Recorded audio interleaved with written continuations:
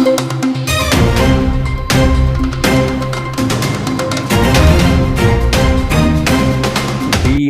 ನ್ಯೂಸ್ಗೆ ಸ್ವಾಗತ.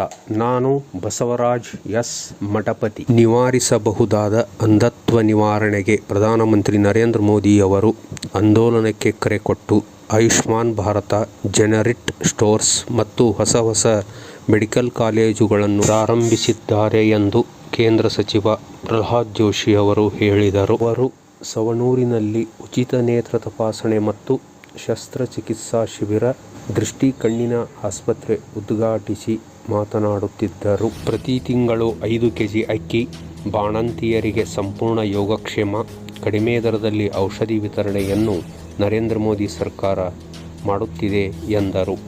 ಎಂ ಜೋಶಿ ಅವರ ಸಂಸ್ಥೆಯ ನೇತೃತ್ವದಲ್ಲಿ ಕೂಲ್ ಇಂಡಿಯಾ ಕಂಪನಿಯ ಸಹಕಾರದಿಂದ ಅಂಧತ್ವ ನಿವಾರಣೆ ಕಾರ್ಯಕ್ರಮ ಪ್ರಾರಂಭವಾಗಿದ್ದು, ನೇತ್ರವಾಹಿನಿಯು ತಮ್ಮ ಮನೆ ಬಾಗಿಲಿಗೆ ಬರಲಿದೆ. ಊಟ ಉಪಹಾರ ನೀಡುವುದರ ಜೊತೆಗೆ ತಮ್ಮ ಮನೆಗೆ ಬಿಡಲಿದೆ. ಇದರ ಸದುಪಯೋಗ ಪಡೆದುಕೊಳ್ಳಬೇಕೆಂದು ಜೋಶಿ ಅವರು ಹೇಳಿದರು. ಸ್ವಾಸ್ಥ್ಯವಾದ ಸಮಾಜ ನಿರ್ಮಾಣವಾಗಬೇಕಾದರೆ ಜನರ ಆರೋಗ್ಯ ಸರಿಯಾಗಿರಬೇಕೆಂದು ತಿಳಿಸಿದರು. ಸಭೆಯಲ್ಲಿ ಸಾನ್ನಿಧ್ಯವನ್ನು ದೊಡ್ಡ ಹುಣಸೇಕಲ್ ಮಠದ ಪೂಜ್ಯ ಚನ್ನಬಸವ ಮಹಾಸ್ವಾಮಿಗಳು ವಹಿಸಿದ್ದರು. ಎಂ ಜೋಶಿ ನೇತ್ರ ವಿಜ್ಞಾನ ಸಂಸ್ಥೆಯ ಅಧ್ಯಕ್ಷರಾದ ಶ್ರೀನಿವಾಸ್ ಜೋಶಿ, ಉದ್ಯೋಗಪತಿಗಳಾದ ವಿಕ್ರಮ್ ಸಿ, ಶಶಿಧರ್ ಎಲ್ಗಾರ್, ಗೋವಿಂದ್ ಜೋಶಿ, ಶ್ರೀ ಹಾವಣಗಿಯವರು ಉಪಸ್ಥಿತರಿದ್ದರು. ಸುಮಾರು 50ಕ್ಕೂ ಹೆಚ್ಚು ವರ್ಷಗಳಿಂದ ಇಲ್ಲೇನು ನೇತ್ರ ಸೇವೆಯನ್ನು ಕೊಟ್ಟು ಅತ್ಯಂತ ಸುಪ್ರಸಿದ್ಧರಾಗಿದ್ದಾರೆ. ಆ ಸಂಸ್ಥೆಯಿಂದ ದೃಷ್ಟಿ ಕೇಂದ್ರವನ್ನು ಮಾಡಬೇಕನ್ನುವಂಥ ಒಂದು ವಿಚಾರವನ್ನು ನನ್ನ ಮುಂದೆ ಇಟ್ಟಿದ್ದರು. ಹಾಗಾಗಿ ಇವತ್ತು ನಮ್ಮ ಕ್ಷೇತ್ರದಲ್ಲಿ ಹೊಸದಾಗಿ 2 ಕಡೆ, ಒಂದು ಇಲ್ಲೇ, ಇನ್ನೊಂದು ಅಳ್ನಾವರದಲ್ಲಿ ನಾವು ಇವತ್ತು ಒಂದೇ ಸಮಯಕ್ಕೆ ಉದ್ಘಾಟನೆ ಮಾಡ್ತಾಯಿದ್ವಿ. ಅದರ ಜೊತೆಗೆ ಮಹಾಲಿಂಗಪುರ ಮತ್ತು ಬೀಳಿಗೆಯಲ್ಲಿಯೂ ಸಹಿತ ನಾವು ಮಾಡ್ತಾಯಿದ್ವಿ. ತಪಾಸಣೆ ಶಿಬಿರ ಮತ್ತು ಶಸ್ತ್ರಚಿಕಿತ್ಸಾ ಶಿಬಿರವನ್ನು 2004ರಲ್ಲಿ ಶುರು ಮಾಡಿದ್ವಿ. 2004ರಲ್ಲಿ ನಾನು ಮೊದಲನೇ ಸರ್ತಿ MP ಆದಾಗ ಧಾರವಾಡ ಗ್ರಾಮದಲ್ಲಿ, ಧಾರವಾಡ ಕ್ಷೇತ್ರದ ಒಂದು ಗ್ರಾಮದಲ್ಲಿ ಹೋದಾಗ ಒಬ್ಬ ವಯಸ್ಸಾದಂಥ ವ್ಯಕ್ತಿ, ವಯಸ್ಸಂದರೆ ಭಾಳ ಆಗಿರಲಿಲ್ಲ, 67-68 ಆಗಿರಬೇಕು, ಒಂದು ಮೂಲೆಯಲ್ಲಿ ಕಟ್ಟಿ ಹಿಡಿದು ಕೂತಿದ್ರು. ಅವ್ರ ಮನೆಗೆ ನಮ್ಮ ಕಾರ್ಯಕರ್ತ ಇದ್ದ ಯಾರೋ ಒಬ್ಬರು ಅಲ್ಲಿ ಹೋದಾಗ ನಾನು ನಮಸ್ಕಾರ ಅಂದರು. ಅವರು ನಮಸ್ಕಾರ ಅನ್ನಲಿಕ್ಕೆ ಗೊತ್ತಾಗಲಿಲ್ಲ. ನಮಸ್ಕಾರ ಮಾಡಿದ. ಆಮೇಲೆ ನಾನು ನಮಸ್ಕಾರ ಯಜಮಾನ್ರೆ ಅಂದ್ಮೇಲೆ ಬಾಯಿಂದ ನಮಸ್ಕಾರ ಅಂದರು. ನಾನು ಅವ್ರ ಮಗ್ಗ ಕೇಳಿದೆ, ಯಾಕೆ ಹಿಂಗಾಗ್ಯದ ಅಂತ. ಇಲ್ಲವೇ ಆ ಕಾಣೋದಿಲ್ಲ ಈಗ ಅಂತ. ಮತ್ತು ತೋರಿಸಿ ಏನಪ್ಪ ಅಂತಂದು ನಾನು. ಇಲ್ಲರಿ ತೋರಿಸಿಲ್ಲ. ಅವನು ಎಲ್ಲಿ ಹೋಗೋದಿಲ್ಲ ಬಿಡೋದಿಲ್ಲ, ಇಲ್ಲೇ ಊಟ ಮಾಡ್ತಾನೆ, ಇಷ್ಟೇ ಇರ್ತಾನೆ, ಅದಕ್ಕೆ ನಾವು ಬಿಟ್ಟಿವಿ ಅಂತಂದರು. ಮತ್ತೆ ಎಲ್ಲಿ ರೊಕ್ಕ ಕೊಡೋದು ಬಿಡ್ರಿ ಅಂಥೇಳಿ ನಾ ಹೇಳಿದೆ. ನನಗೆ M ಜೋಶಿ ಅವರಿಗೆ ಭಾಳ ಹಳೆಯ ಪರಿಚಯ. ನಮ್ಮ ಆಫೀಸಿಗೆ ಬಂದು ಒಂದು ಲೆಟ್ರ್ ತೊಗೊಂಡೋಗಿ M ಜೋಶಿ ಅವ್ರ ಕಡೆ ಹೋಗು, ಪುಕಟ್ ಮಾಡಿಸ್ಕೊಡಿಸ್ತೀನಿ ಅಂತ ಹೇಳಿದ್. ನಾ ಸರಳ ಅಗ್ದಿ ತಿಳಿಯೋ ಭಾಷೆ ಒಳಗೆ ಹೇಳೋದಂದ್ರೆ ಪುಕಟ್ ಮಾಡಿಸಿ ಕಳಿಸ್ತೀನಿ ಹೋಗು ಅಂತ ಹೇಳಿದೆ. ಯಾಕಂದರೆ M ಜೋಶಿ ಅವರು ನಾವು ಹೇಳಿದ್ದು ಅವಾಗ ಡೈರೆಕ್ಟ್ ಹಾಸ್ಪಿಟ್ಲ್ ಕಳಿಸಿದ್ರು, ಪುಕಟ್ ಮಾಡ್ತಿದ್ರು. ಕಳಿಸಿದ್ಮೇಲೆ ನೋಡಿದ್ರೆ ಅದೇನು ಪರಿ ಬಂದಿತ್ತು ಅಷ್ಟೇ, ಬೇರೆ ಏನಾಗಿದ್ದಿಲ್ಲ. ಭಾಳ ದಿವಸ ಆಗಿತ್ತು ಪರಿ ಬಂದಷ್ಟೆ. ಅವಾಗಲ್ಲೋ ಮರ ಇದೊಂದು ಪರಿ ತೆಗಿಸ್ಬಾರ್ದೇನಂತಂದ್ರೆ, ಎಲ್ಲಿ ರೊಕ್ಕ ಕೊಡೋದು ಬಿಡ್ರಿ, ಅವೇನು ಇಲ್ಲೇ ಕುಂತಿರ್ತಾನಂತಂದು ನಾವು. ಆದರೆ ನಾವು ಅದನ್ನು ಪರಿ ತೆಗಿಸಿದ ನಂತರ ಡಾಕ್ಟರ್ ಜೋಶಿ ಅವರು ಹೇಳಿದರು, ನೀವು ತಿಂಗಳಕ್ಕೊಮ್ಮೆ 2 ತಿಂಗಳಕ್ಕೊಮ್ಮೆ ಕ್ಯಾಂಪ್ ಮಾಡಿರಿ, ನಾನು ಬರ್ತೀನಿ ಅಂತ ಹೇಳಿದರು. ನಮ್ಮ ಆರಂಭಿಕ ಕ್ಯಾಂಪ್ಗಳಿಗೆ ಡಾಕ್ಟರ್ M ಜೋಶಿ ಅವರು ಬರ್ತಾಯಿದ್ರು. 2000 ಸಾಧಾರಣ 4ರಿಂದ ಒಂದು 8-9 ತನಕ ಅವ್ರು ಹಾಸ್ಪಿಟಲ್ದಾಗ ಪ್ರಾಕ್ಟೀಸ್ ಮಾಡಲಿಲ್ಲ ಅಂದರೂ ಸಹಿತ ನಮ್ಮ ಕ್ಯಾಂಪಿಗೆ ಬರ್ತಿದ್ರು ಅವರು. ಸೊ ಅಲ್ಲಿಂದ ಶುರುವಾದದ್ದು. ನಾವು ಎಲ್ಲ ಕಡೆ ಇದನ್ನು ತಪಾಸಣೆಯನ್ನು ವ್ಯವಸ್ಥಿತವಾಗಿ ಮಾಡಿಸ್ಬೇಕು ಅಂಥೇಳಿ ಶಿಬಿರಗಳನ್ನು ಏರ್ಪಾటు ಮಾಡಿದ್ವಿ. ಬರೀ ಶಿಬಿರದಿಂದ ಸಮಸ್ಯೆಗಳು ಬಗೆಹರಿಯುವುದಿಲ್ಲ ಅನ್ನುವಂಥ ಕಾರಣದಿಂದ ONGCಯಿಂದ ಅಂದ್ರೆ ಅದೊಂದು ಆಯಿಲ್ ಕಂಪನಿ ಅದು. ಆ ಕಂಪನಿಯಿಂದ ದುಡ್ಡು ಕೊಡಿಸಿ, ಯಾಕಂದರೆ ಇದಕ್ಕೆ ಜಾಗ ಕೊಡಬೇಕು, ಇಕ್ವಿಪ್ಮೆಂಟ್ ಕೊಡಬೇಕು. ಡಾಕ್ಟರ್ಸ್ನ ಅವರೆಲ್ಲ ಕೊಡ್ತಾರೆ, ಮುಂದೆ ಟೆಸ್ಟು ಅವ್ರು ಮಾಡ್ತಾರೆ, ಕರ್ಕೊಂಡೋಗಿ ಆಪ್ರೇಷನ್ನು ಅವ್ರು ಮಾಡ್ತಾರೆ. ಆದರೆ ಅದಕ್ಕೆ ಇಕ್ವಿಪ್ಮೆಂಟು, ಜಾಗ, ಮತ್ತೊಂದು ಇತ್ಯಾದಿ ಎಲ್ಲ ಕೊಡಲಿಕ್ಕೆ ಅದಕ್ಕೆ ಒಂದೊಂದು ವಿಷನ್ ಸೆಂಟರ್ಗೆ 25-30 ಲಕ್ಷ ರೂಪಾಯಿ ಖರ್ಚಾಗ್ತದೆ. ಸೊ ಅದನ್ನು ನೀವು ಕೊಡಿಸ್ರಿ, ನಾವು ಉಳಿದದ್ದು ಸೇವೆ ನಾವು ಕೊಡ್ತೀವಿ ಅಂಥೇಳಿ ಅವತ್ತಿನಿಂದ ಎಂ ಜೋಶಿ ಅವರ ತರುವಾಯ ಶ್ರೀನಿವಾಸ್ ಜೋಶಿ ಇದನ್ನು ಫಾಲೋ ಅಪ್ ಮಾಡಲಿಕ್ಕೆ, ಬೆನ್ನು ಹತ್ತಲಿಕ್ಕೆ ಶುರು ಮಾಡಿದರು. ಮೊದಲನೇದಾಗಿ ನಾವು ನವಲ್ಗುಂದಲ್ಲಿ ಮಾಡಿದ್ವಿ, ಅದಾದ ನಂತರ ಕಲಘಟಗಿಯಲ್ಲಿ ಒಂದು ಮಾಡಿದ್ವಿ. ಕಲಘಟಗಿಯಲ್ಲಿ ಮಾಡಿದ ನಂತರ ಶ್ರೀನಿವಾಸ್ ಜೋಶಿ ಅವರು ಇಲ್ಲ ಒಂದು ವ್ಯಾನು ಬೇಕು, ಅಲ್ಲೆಲ್ಲೇ ಹೋಗಿ ನಾವು ಚೆಕ್ ಮಾಡ್ತೀವಿ, ಒಂದು ವ್ಯಾನ್ ಕೊಡಿಸ್ರಿ ಅಂತಂದರು. ಆವಾಗ ನಮ್ಮ ಸಹೋದರಾದಂಥ ಗೋವಿಂದ್ ಜೋಶಿ ಅವರು LIC ಒಳಗೆ ಕೆಲಸ ಮಾಡ್ತಾಯಿದ್ರು. ಅವ್ರ ಮೂಲಕ ಒಂದು ಪ್ರಪೋಸಲ್ ಕಳಿಸಿ ಮುಂಬೈದಾಗ ಅವ್ರ ಹೆಡ್ ಕ್ವಾರ್ಟರ್ಗೆ ಮಾತನಾಡಿ ಒಂದು ವೆಲ್ ಇಕ್ವಿಪ್ಡ್ ವ್ಯಾನು ನಾವು ಕೊಡಿಸಿದ್ವಿ. ಆ ವ್ಯಾನ್ ಇಡೀ ಇವತ್ತು ನಮ್ಮ ಜಿಲ್ಲೆಯಾದ್ಯಂತ ಓಡಾಡ್ತದೆ. ಅದಾದ ನಂತರ ನಾನು ಶ್ರೀನಿವಾಸ್ ಜೋಶಿ ಅವ್ರು ಹೇಳಿದರು ಸವಣೂರಾಗ ಒಂದು ಮಾಡಬೇಕು ಅಂತ. ನಾನು ಹೇಳಿ ಸವಣೂರಾಗ ಯಾಕಂತ, ಇಲ್ಲ ಸವಣೂರಾಗ ಭಾಳ ಜನ ಇನ್ನೂ ಈ ನಿವಾರಿಸಬಹುದಾದಂಥ ಅಂಧತ್ವ ಇರೋರು ಇದ್ದಾರೆ. ಅದರಾಗೂ ಸಹಿತ ಅನಕ್ಷರಸ್ಥರು, ಅಂದ್ರೆ ಅಕ್ಷರ ಕಲಿದೇ ಇರೋದವರು, ಮತ್ತು ದುಡ್ಡು ಕೊಟ್ಟು ಆಸ್ಪತ್ರೆಗೆ ಹೋಗಲಾರದಂಥವರು, ಶಿಬಿರವನ್ನು ಮಾಡಿದರೂ ಬರಲಾರದಂಥವರು ಭಾಳ ಜನ ಇದ್ದಾರೆ ಅಂತ ನಮ್ಮದೊಂದು ಅಧ್ಯಯನ ಹೇಳ್ತದೆ. ಅದಕ್ಕೆ ಇಲ್ಲಿ ಒಂದು ಮಾಡೋಣ ಅಂತ ಹೇಳಿದರು. ಅದಾದ ನಂತರ ಅಳ್ನಾವರ ಒಂದು ಮಾಡೋಣ ಅಂತ ಹೇಳಿದರು. ಮತ್ತೆಲ್ಲಿ ಅವಶ್ಯಕತೆ ಇದೆ ಅಂತ ಕೇಳಿದೆ. ಮಾಲಿಂಗ್ಪುರ್ ಒಂದು ಮಾಡೋಣ, ಬೀಳ್ಗಿಗೆ ಒಂದು ಮಾಡೋಣ ಅಂತ ಹೇಳಿದರು.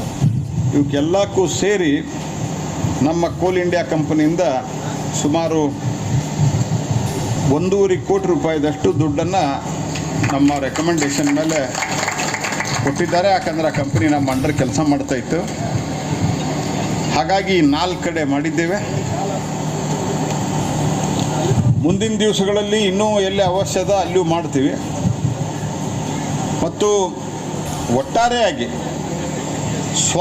ಸ್ವಸ್ಥವಾದಂಥ ಸಮಾಜ ನಿರ್ಮಾಣ ಆಗಬೇಕು ಅಂತಂದ್ರೆ ಜನರ ಆರೋಗ್ಯ ಸರಿ ಇರಬೇಕು. ಮತ್ತು ಇದರಲ್ಲಿ ಭಾಳಷ್ಟು ಜನ ಎಲ್ಲ ಸಮುದಾಯಕ್ಕೆ ಸಂಬಂಧಿಸಿದವರು ಕೂತೀರಿ. ಇತ್ತೀಚೆಗೆ ಈ ಅಂಧತ್ವವನ್ನು ನಿವಾರಿಸಬಹುದಾದಂಥ, ಅಂದ್ರೆ ಆರಾಮ ಮಾಡಬಹುದಾದಂಥ ಅಂಧತ್ವವನ್ನು, ಇದರ ಬಗ್ಗೆ ಒಂದು ಕ್ಯಾಂಪೇನ್ ತೆಗೆದುಕೊಳ್ಬೇಕು. ಭಾರತ ಸರ್ಕಾರದ ಕಂಪನಿಗಳು ಯಾಕೆ ನಾವು ಹೇಳಿದ ತಕ್ಷಣ ದುಡ್ಡು ಕೊಡ್ತಾರೆ ಅಂತಂದ್ರೆ, ಇಲ್ಲಿ ಭಾಳ ಜನ ಕೂತೀರಿ. ಈ ಕೂತವರಿಗೂ ಕೆಲವರಿಗೆ ಯೋಜನೆಗಳ ಬಗ್ಗೆ, ಸನ್ಮಾನ್ಯ ಪ್ರಧಾನಮಂತ್ರಿಗಳು ಏನು ಮಾಡ್ತಾ ಇದ್ದಾರೆ ಅನ್ನೋದರ ಬಗ್ಗೆ ಅನೇಕರಿಗೆ ಅರಿವಿರುವುದಿಲ್ಲ. ಸನ್ಮಾನ್ಯ ನರೇಂದ್ರ ಮೋದಿಯವರು ಈ ನಿವಾರಿಸಬಹುದಾದ ಅಂಧತ್ವದ ಇದನ್ನು ನಿವಾರಣೆ ಮಾಡಬೇಕು ಅನ್ನುವಂಥ ಒಂದು ಆಂದೋಲನಕ್ಕೆ ಕರೆ ಕೊಟ್ಟರು. ಆ ಆಂದೋಲನಕ್ಕೆ ಕರೆ ಕೊಟ್ಟಾಗಿನಿಂದ ಭಾಳಷ್ಟು ಕಡೆ ಈ ಕಣ್ಣುಗಳನ್ನು ದಾನ ಮಾಡೋದು, ಅನೇಕರು ರಕ್ತದಾನವನ್ನು ಮಾಡ್ತಾರೆ. ಕಣ್ಣುಗಳನ್ನು ದಾನ ಮಾಡ್ಬೋದು. ಭಾಳ ಜನ ಏನಂತಾರೆ, ಕಣ್ಣು ದಾನ ಮಾಡಿದರೆ ನಮ್ದೇನ್ರಿ ಪರಿಸ್ಥಿತಿ ಅಂತ. ನೀವು ಇರಬೇಕಾದ್ರೆ ಮಾಡೋ ಜರೂರತ್ತಿಲ್ಲ. ಯಾವ ಮನುಷ್ಯ ಆದರೂ ಸಾಯಬೇಕು. ಬರೆದು ಕೊಟ್ಟರೆ, ಎಂ ಜೋಶಿ ಅವರ ಕೈಯಾಗಿ ಬರೆದು ಕೊಟ್ಟರೆ, ನೀವು ಕಾಲವಾದ ನಂತರ, ಅಂದ್ರೆ ಅಗದಿ ಸರಳ ಭಾಷೆ ಹೇಳ್ಬೇಕಂದ್ರೆ, ಸತ್ತ ನಂತರ 2 ತಾಸಿನೊಳಗೆ ನಮ್ಮ ಕಣ್ಣು ಬಂದು ತಗೊಂಡು ಹೋಗ್ತಾರೆ. ಈಗ ನಿಮ್ಮದೆಲ್ಲ ಚೆಕ್ ಮಾಡಿ ನಿಮಗೆ ದೃಷ್ಟಿ ಕೊಟ್ಟಾರಿಲ್ಲ. ಹಂಗೆ ಕೆಲವರಿಗೆ ಕಣ್ಣು ಸರಿ ಇರೋದಿಲ್ಲ. ಆ ಕಣ್ಣು ರೆಟಿನಾ ಅಂತಾರೆ, ಅದನ್ನು ಇಂಗ್ಲೀಷ್ದಾಗ, ಕನ್ನಡದಾಗ ಏನಂತಾರೆ ಅದಕ್ಕೆ? ಅಕ್ಷಿಪಟಲ. ಆ ಅಕ್ಷಿಪಟಲ ಯಾರದ್ದು ಸರಿ ಇರೋದಿಲ್ಲ, ಅದನ್ನು ನಿಮ್ಮದು ತೆಗೆದು ಅವ್ರಿಗೆ ಹಾಕಿದ್ರೆ ಅವರಿಗೆ ಕಣ್ಣು ಬರ್ತೈತೆ. ನಿಮ್ಮನ್ನು ಇಲ್ಲಿ ಭಾಳ ಜನ ನೀವು ಮುಸಲ್ಮಾನರು ಕೂತೀರಿ, ಮತ್ತು ಉಳಿದ ಸಮಾಜದವ್ರು ಕೂತೀರಿ. ಕೆಲವ್ರನ್ನ ಹುಗಿತಾರೆ, ಕೆಲವ್ರನ್ನ ಸುಡ್ತಾರೆ, ಆ ಸುಟ್ಟವ್ರಿರಲಿ ಹುಗದವ್ರಿರಲಿ ಅವ್ರ ಕಣ್ಣು ಮಣ್ಣಾಗಿ ಹೊಕ್ಕಾವು. ಆದರೆ ನೀವು ಇದ್ದಾಗ ಉಪಕಾರ ಮಾಡ್ಬೇಕಂತ ತೀರ್ಮಾನ ಮಾಡಿದ್ರೆ, ನೀವು ಬರೆದು ಕೊಟ್ರೆ ನಿಮ್ಮ ಜೀವ ಹೋದ ಮೇಲೆ, ಅಂದರೆ ಯಾರು ಹೋಗ್ಬೇಕಂತ ನಾವು ಅಪೇಕ್ಷೆ ಪಡೋದಿಲ್ಲ, ಜೀವ ಹೋದಾಗ ಎಂ ಜೋಶಿ ಅವರ ಆಸ್ಪತ್ರೆಯಿಂದ ಬಂದ, ಯಾಕಂದ್ರೆ ಸರಳ ಭಾಷೆದೊಳಗೆ ಹೇಳ್ತಾ ಇದ್ದೇನೆ, ಇಲ್ಲಾಂದ್ರೆ ತಿಳಿಯೋದಿಲ್ಲ ಅನ್ನೋ ಕಾರಣಕ್ಕಾಗಿ ಅತ್ಯಂತ ಸರಳ ನಾನು ಭಾಷೆಯೊಳಗೆ ಹೇಳ್ತಾ ಇದ್ದೇನೆ. ಈ ಭಾಷೆ ರಫ್ ಅನ್ನಿಸ್ಬೋದು, ಆದರೆ ತಿಳಿಲಿ ಅಂಥೇಳಿ ರಫ್ ಭಾಷೆಯೊಳಗೆ ಹೇಳ್ತಾ ಇದ್ದೇನೆ. ನಿಮ್ಮ ಕಣ್ಣು ಅವರು ತಗೊಂಡು ಹೋಗ್ತಾರೆ. ಮನುಷ್ಯರ ಜೀವ ಹೋದ ನಂತರ ಆ ಕಣ್ಣು ತಗೊಂಡು ಹೋಗ್ತಾರೆ. ಅದು ಯಾರಿಗೆ ಅವಶ್ಯ ಇರ್ತದ ಅವರಿಗೆ ಜೋಡಿಸ್ತಾರೆ. ಅಕಸ್ಮಾತ್ ನಿಮ್ಮ ಕಣ್ಣಿಗೆ ಸರಿಯಾದಂಥ ವ್ಯಕ್ತಿ ಆ ಟೈಮ್ದಾಗ ಇರಲಿಲ್ಲ ಅಂದ್ರೆ ಅದಕ್ಕೆ ಐ ಬ್ಯಾಂಕ್ ಅಂತ ಐತಿ. ಹಂಗೆ ನೀವು ರೊಕ್ಕ ಇಡ್ತಿರಲ್ಲ, ಜಾಸ್ತಿ ಆದದ್ದು ರೊಕ್ಕ ಬ್ಯಾಂಕ್ನಾಗ, ಹಂಗೆ ಐ ಬ್ಯಾಂಕ್ ಅಂತ ಇರ್ತೈತೆ, ಅಲ್ಲಿ ಇಟ್ಟಿರ್ತಾರೆ. ಯಾವಾಗ ಅದರ ಅವಶ್ಯಕತೆ ಇದ್ದವ್ರು ಬರ್ತಾರೆ ಅವ್ರಿಗೆ ಕಣ್ಣು ಹಾಕ್ತಾರೆ. ನೀವು ಸತ್ತ ನಂತರವೂ ಸಹಿತ ಮತ್ತೊಬ್ಬರಿಗೆ ಉಪಕಾರ ಮಾಡಿದಂಥ ಒಂದು ಪುಣ್ಯ ನಿಮಗೆ ಬರ್ತದೆ. ಪುನೀತ್ ರಾಜ್ಕುಮಾರ್ ಕೊಟ್ಟರೆ, ಭಾಳ ಜನ ಕೊಟ್ಟರೆ, ನಾವೆಲ್ಲ ಕೊಟ್ಟಿವಿ. ಈಗ ಗಂಗೂಬಾಯಿ ಹಾನಗಲ್ ಅವ್ರು ಕೊಟ್ಟರೆ, ನಾ ಬರೆದು ಕೊಟ್ಟಿನಿ, ಬಹುತೇಕ ಬೊಮ್ಮಾಯಿ ಅವರು ಬರೆದು ಕೊಟ್ಟರೆ, ನಾವೆಲ್ಲರೂ ಸಹಿತ ಇಲ್ಲೇನು ಬಂದೀವಿ ಆಪ್ರೇಷನ್ ಮಾಡಿಸ್ಕೊಳಕ್ಕೆ, ಅದ್ರ ಜೊತೆಗೇನ ಅದನ್ನು ಬರೆದು ಕೊಟ್ಟರೆ ಏನಾಗೋದಿಲ್ಲ. ಅದರಿಂದ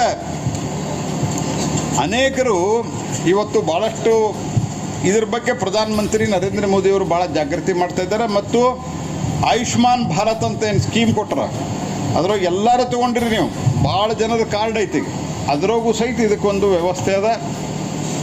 ಆ ರೀತಿಯಾದಂಥ ಯೋಜನೆಗಳನ್ನು ಇವತ್ತು ನಮ್ಮ ಸರ್ಕಾರ ಜಾರಿಗೆ ತಂದದ. ಈ ಒಂದು ಆರೋಗ್ಯ ಕ್ಷೇತ್ರದಲ್ಲಿ ಬಹುದೊಡ್ಡದಾದಂಥ ಆಯುಷ್ಮಾನ್ ಭಾರತ್ ಇರ್ಬೋದು, ಜನರಿಕ್ ಸ್ಟೋರ್ಸ್ ಇರ್ಬೋದು, ಹೊಸ ಮೆಡಿಕಲ್ ಕಾಲೇಜುಗಳಿರ್ಬೋದು, ಇವುಗಳನ್ನೆಲ್ಲವನ್ನು ನಾವು ಶುರು ಮಾಡ್ತಾ ಇದ್ದೇವೆ. ಹಾಗಾಗಿ ಜನರ ಒಟ್ಟು ಆರೋಗ್ಯ, ಅದಕ್ಕಾಗಿನ 5 kg ನಾವು ಅಕ್ಕಿಯನ್ನು ಪ್ರತಿ ತಿಂಗಳ 5 kg ಅಕ್ಕಿಯನ್ನು ಬರ್ತೈತಿದ್ದು ಅನ್ನಭಾಗ್ಯ ಅಲ್ಲದು, ಅದು ನರೇಂದ್ರ ಮೋದಿಯವರು ಕೊಡ್ತಾ ಇರುವಂಥ ಒಂದು ಅಕ್ಕಿಯನ್ನು ಪ್ರತಿ ತಿಂಗಳ 5 kg ಅಕ್ಕಿನೂ ಕೊಡ್ತಾ ಇದ್ದೀವಿ. ಮತ್ತು ಹುಟ್ಟಿದ ಅಂದರೆ ಮಹಿಳೆಯರು ಗರ್ಭವತಿ ಆದಾಗಿನಿಂದ ಹಿಡ್ಕೊಂಡು ಮಗು ಡೆಲಿವರಿ ಆಗಿ ಅದರ ಎಲ್ಲ ವ್ಯಾಕ್ಸಿನೇಷನ್ ಮುಗಿಯೋ ತನಕ ಸಂಪೂರ್ಣವಾದಂಥ ಒಂದು ಯೋಗಕ್ಷೇಮವನ್ನು ನೋಡಿಕೊಳ್ಳೋದು. ಅದರ ಜೊತೆಯಲ್ಲಿ ಆಯುಷ್ಮಾನ್ ಭಾರತ, ಕಮ್ಮಿ ದರದಲ್ಲಿ ಔಷಧಿ, ಈ ಎಲ್ಲ ಸಂಗತಿಗಳನ್ನು ನರೇಂದ್ರ ಮೋದಿ ಸರ್ಕಾರ ಮಾಡ್ತಾ ಇದೆ. ಅದನ್ನು ಹಿಂದೆ ಬೊಮ್ಮಾಯಿಯವರಿದ್ದಾಗ, ಅವ್ರ ಸರ್ಕಾರದ ಸಂದರ್ಭದಲ್ಲಿಯೂ ಸಹಿತ ಯಡಿಯೂರಪ್ಪನವರಿದ್ದಾಗ ಇನ್ನೂ ಅನೇಕ ಸ್ಕೀಮ್ಗಳಿದ್ದು. ಹಾಗಾಗಿ ಇವತ್ತು ಸವಣೂರೊಳಗೆ ಎಂ ಜೋಶಿ ಅವರ ಒಂದು ನೇತೃತ್ವದಲ್ಲಿ, ಅವರ ಸಂಸ್ಥೆಯ ನೇತೃತ್ವದಲ್ಲಿ ಕೋಲ್ ಇಂಡಿಯಾದವರ ಒಂದು ವಿಶೇಷವಾದಂಥ ಸಹಕಾರದೊಂದಿಗೆ ಈ ಕಾರ್ಯಕ್ರಮ ಶುರುವಾಗ್ಯದ. ಮತ್ತು ಇಲ್ಲಿ ಸುತ್ತಲೂ ವೆಹಿಕಲ್ ಓಡಾಡ್ತೈತಿ, ನಿಮ್ಮ ಮನೆಗೂ ಬರ್ತಾರೆ. ಆದರೆ ಮನೆಗೆ ಬಂದು ಚೆಕ್ ಮಾಡಿಸಿದ ನಂತರ ಮುಗಿಯೋದಿಲ್ಲ. ಚೆಕ್ ಮಾಡಿಸಿದ ನಂತರ ನೀವು ಅಗತ್ಯ ಇದ್ರೆ ನಿಮಗೆ ಆಸ್ಪತ್ರೆಗೆ ಬರ್ಲಿಕ್ಕೆ ಹೇಳ್ತಾರೆ. ಆ ಆಸ್ಪತ್ರೆಗೆ ಹೋಗಕ್ಕೆ ಬಸ್ಸು ಐತಿ. ಆ ಬಸ್ನಾಗ ನಿಮ್ಮನ್ನು ಕರ್ಕೊಂಡು ಶಿಬಿರದಾಗ ಬಂದ್ರೆ ನಿಮಗೆ ನಮ್ಮ ಸಂಸ್ಥಾದಿಂದ ಊಟ ಹಾಕಿ ನಿಮಗೆ ಆಪ್ರೇಷನ್ ಮಾಡಿಸಿ ಮತ್ತು ನಿಮಗೆ ಮನೆಗೆ ತಂದು ಬಿಡುವಷ್ಟು ವ್ಯವಸ್ಥೆಯನ್ನು ಮಾಡ್ತಾರೆ. ಇಷ್ಟೆಲ್ಲ ವ್ಯವಸ್ಥೆಯನ್ನು ಎಂ ಜೋಶಿ ಅವರು ಡಾಕ್ಟರಾಗಿ ಸೇವೆ ಸಲ್ಲಿಸ್ತಾ ಇದ್ದಾರೆ. ನಾವು ನಮ್ಮ ಸಂಸ್ಥೆಯಿಂದ ಇಷ್ಟೆಲ್ಲ ನಾವು ಮಾಡ್ತಾಯಿದ್ದೀವಿ. ಅದಕ್ಕೆ ಇದರದ್ದು ಉಪಯೋಗ ತೆಗೆದುಕೊಳ್ರಿ. ಯಾರಿಗೆ ಅನಿವಾರ್ಯವಾಗಿ ಹುಟ್ಟಿನಿಂದ ಕುರುಡ ಇರ್ತಾರೆ ಅವ್ರಿಗೆ ಏನು ಮಾಡ್ಲಿಕ್ಕೆ ಆಗೋದಿಲ್ಲ. ಆದರೆ ಯಾರಿಗೆ ಮಧ್ಯೆ ಈ ರೀತಿ ತೊಂದರೆ ಆಗಿರ್ತದೆ ಅಥವಾ ಅವರಿಗೆ ಟ್ರೀಟ್ಮೆಂಟ್ ಕೊಟ್ಟರೆ ಅವರು ಸುಧಾರಣೆ ಆಗ್ತಾರೆ, ಅಂಥವ್ರಿಗಾಗಿ ಈ ಯೋಜನೆಯನ್ನು ನಾವು ಮಾಡಿದ್ದೇವೆ ನರೇಂದ್ರ ಮೋದಿಯವರ ಒಂದು ಕರೆಯ ಮೇರೆಗೆ. ಅದಕ್ಕೆ ನಿಮ್ಮದೆಲ್ಲರದ್ದು ಸಹಕಾರ ಇರಲಿ ಅನ್ನುವಂಥ ಮಾತನ್ನು ಹೇಳ್ತಾ ಇದನ್ನು ಮಾಡಲಿಕ್ಕೆ ವಿಶೇಷವಾಗಿ ಶ್ರಮಿಸಿದಂಥ ಡಾಕ್ಟರ್ ಶ್ರೀನಿವಾಸ್ ಜೋಶಿ ಅವರಿಗೆ ನಾನು ವಿಶೇಷವಾದಂಥ ಧನ್ಯವಾದವನ್ನು ಅರ್ಪಿಸಿ ಮತ್ತು ಇದಕ್ಕೆ ಸಹಕಾರ ಕೊಟ್ಟಂಥ ತಮ್ಮೆಲ್ಲರಿಗೂ ವಂದಿಸಿ ನನ್ನ ಮಾತನ್ನು ಮುಗಿಸ್ತೀನಿ.